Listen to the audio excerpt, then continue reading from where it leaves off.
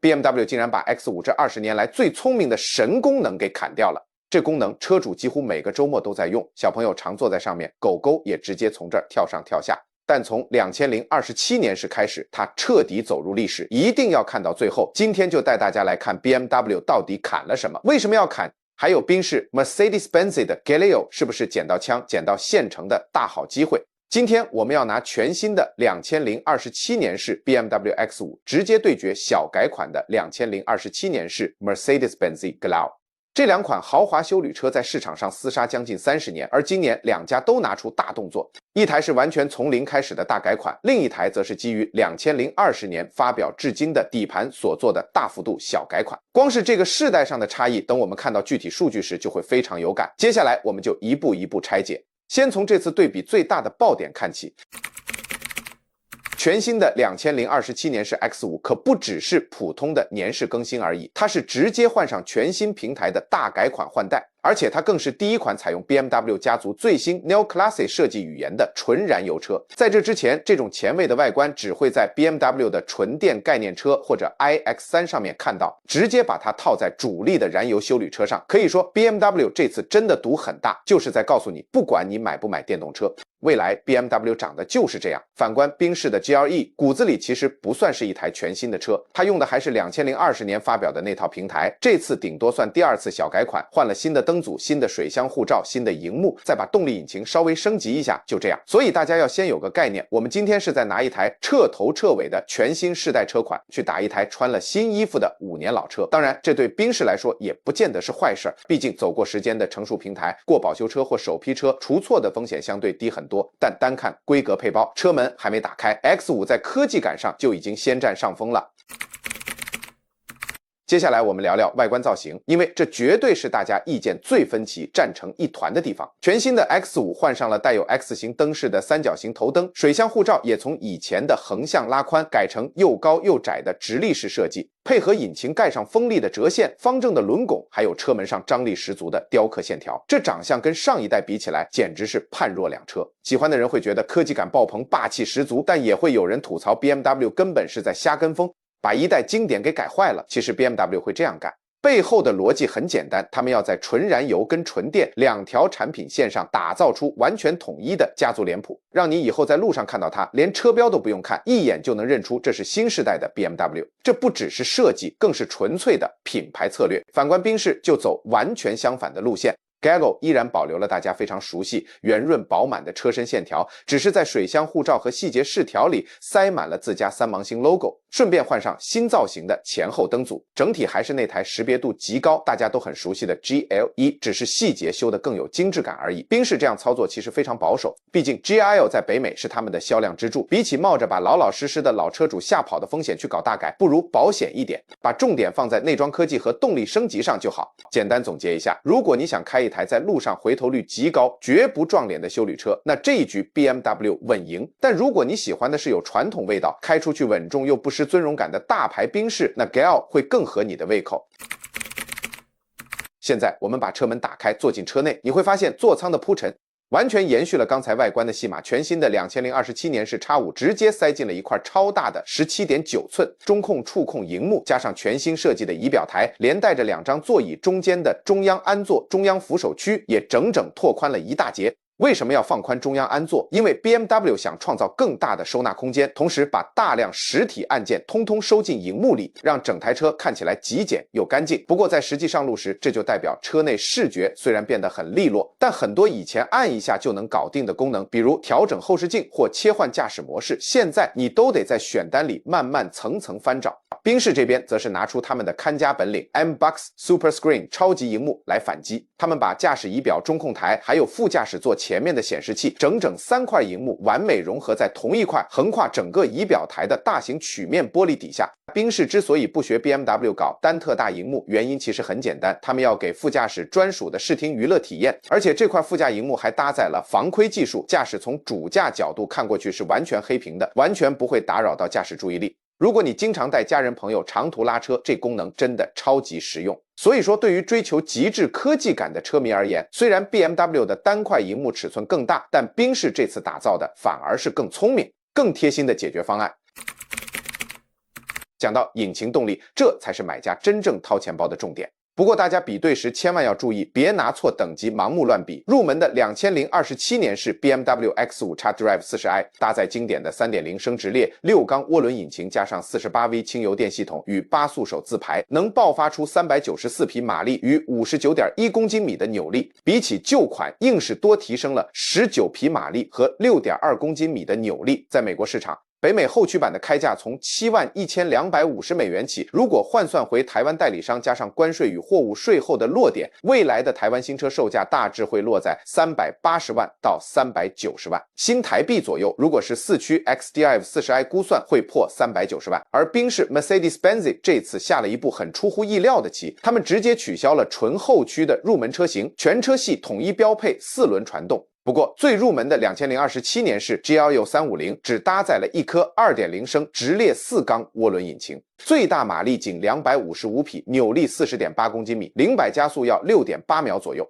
你沒看錯，拿一顆4缸引擎去對決 BMW 的經典6缸，踩下油門的那一刻差距立刻高下立判。BMW 的加速推力明顯生猛很多，聲浪也順暢好聽太多了。當然這樣比其實很不公平，因為4缸的 GLE 350在車價定位上只是拿來壓低門檻的，並不是要跟 X5 拼性能。真正拿來大打對台的其實是搭載 3.0 升直列6缸渦輪的 GLE 450。GLE 450擁有375匹馬力與 57.1公斤米的扭力，0-100加速可以在 5.0 秒內搞定。拿這個數據直接去對槓 X5 的394匹馬力和 59.1公斤米，兩台車的差距瞬間收窄。不過 BMW 在馬力跟扭力上依然握有微幅但很實際的優勢，在日常超車時 BMW 踩下去那一口氣就是順暢飽滿了一點點，而賓士依然走絲滑精緻路線，只是尾勁稍微保守些。再往上看插電式油電 Fairway 的戰局，這就很有意思了。BMW 的 X550e xDrive 拿同樣的6缸引擎配上電動馬達，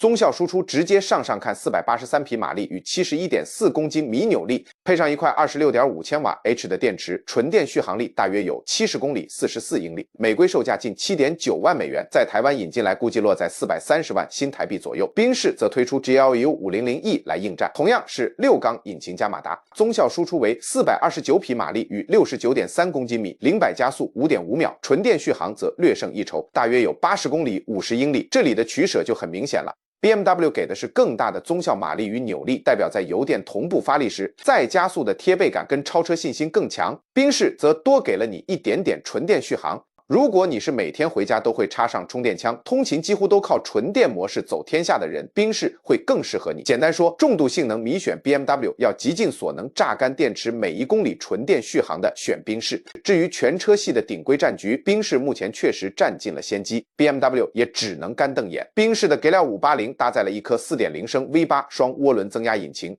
最大馬力直接從舊款的510匹飆升到530匹，扭力來到 76.5 公斤米。更絕的是，賓士把引擎改成了超跑上常見的平面曲軸，目的就是為了在滿足未來極其嚴苛的環保法規之餘，還能把性能給壓榨出來。這工程調校確實很有一套。反觀 BMW 目前根本拿不出東西應戰，因為搭載 V8 引擎的高性能 M Performance 版本 X5 已經確定要等到2027年底甚至更晚才會登場。這意味着，如果你今天走進展間，想立刻下定一台性能最強、動力最猛的燃油旗艦休旅，賓士是目前唯一的選擇。BMW 的車迷固然等得到他們的 V8 旗艦，但賓士在接下來的好幾個月裡，在展間裡完全是處於無敵狀態。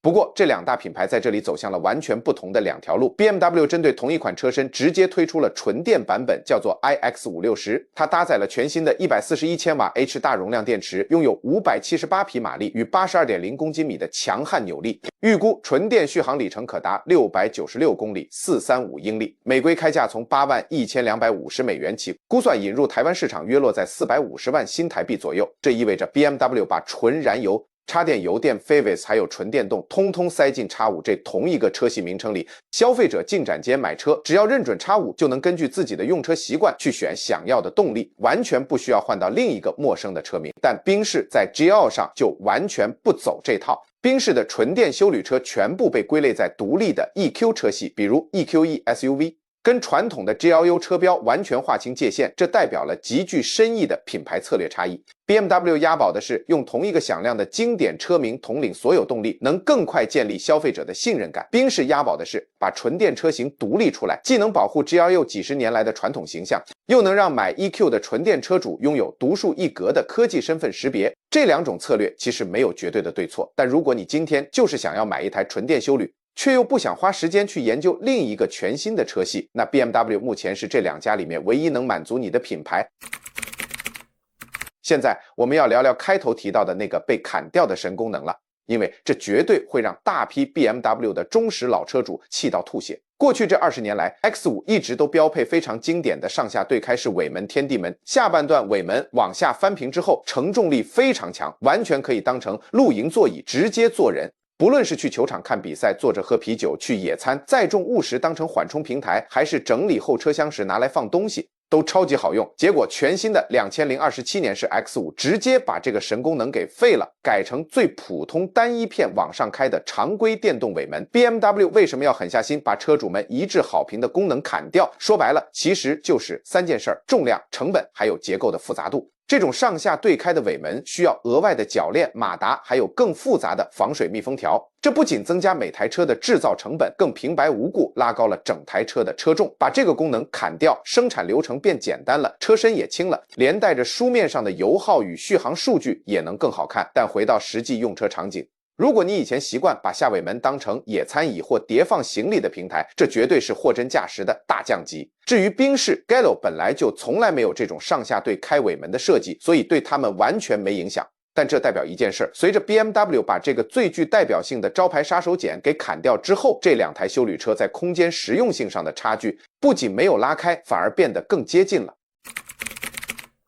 最後，我們來聊聊最現實的價格。畢竟說到底，大家口袋裡的預算才是決定買哪台車的關鍵。全新的 BMW X5 車系，美規入門後驅版開價大約從$71,250起跳，至於純電的 iX560則來到約$81,250。如果換算回台灣代理商算上關稅與貨物稅後的落點，整體售價大約會落在380萬到450萬新台幣之間。至於搭載 V8 引擎的頂規旗艦，價格得等今年晚些時候才會公布。賓士這邊雖然還沒有正式公布最終的價格，但參考舊款車價與這次引擎升級的幅度，預計入門的 GLU 350大約會從$66,000起跳。未來整個車系往上拉到高性能的 AMG 性能版，價格甚至可能一路飆到接近$14萬，對應台灣市場估計從360萬一路跨度到700萬新台幣級距。光看表面上的入門車價，賓士好像便宜了一點，但千萬別被數字騙了。別忘了，賓士那個便宜的價格買到的只是一顆4缸引擎，而且賓士這次硬性規定全車系一律標配4驅。不再提供純後驅。反觀 BMW， 即便買最便宜的入門版，依然給你貨真價實的6缸引擎，而且還保留了後驅選項，讓你能用更低的入主門檻買到結構更簡單的純粹後驅樂趣。所以說，光看車頭貼的建議售價根本不準。在同樣預算、同樣動力馬力的水平下，這兩台休旅車的價格其實咬得非常緊。最終你要怎麼選，完全取決於你個人更喜歡哪一家品牌的工程哲學，以及誰的外觀內裝設計有打中你的心。聊了這麼多，如果你現在口袋裡揣着預算準備訂車，到底該怎麼選？如果你追求的是最新的黑科技、最誇張吸睛的前衛造型，即便買入門款，也要有精湛的直列6缸靈魂，甚至希望在同一個車名下就能無痛直上純電版本，那全新的2027年式 BMW X5 絕對是目前更聰明的選擇。畢竟它是徹頭徹尾的大改款，在各個項目上的硬實力大家都看在眼裡。反過來，如果你喜歡的是成熟穩定、過保出錯率高的平台，副駕駛座有超貼心的獨立防窺熒幕，或者你就是非 V8 強悍動力不買，等不及 BMW 年底才要出的 V8 旗艦，那2027年式 Mercedes-Benz GIL 依然非常有吸引力。尤其是它那顆換上平面曲軸的 V8 引擎，或是非 V 插電油電更長的純電續航，對特定買家來說依然香到不行。說實話，這兩台豪華休旅車選哪一台都不會踩雷，但如果是要我掏出自己辛苦賺的錢，單看現在展間裡買得到的現車來比， BMW X5 那套全新的底盤工程架構加上更聰明的動力布局，在我心裡確實稍微勝出了一點點。如果今天的深度車評有幫你在選車時理清頭緒，記得一定要按讚、訂閱、開啟小鈴鐺。我們每周都會帶來像這樣最貼近實用的乾貨車評，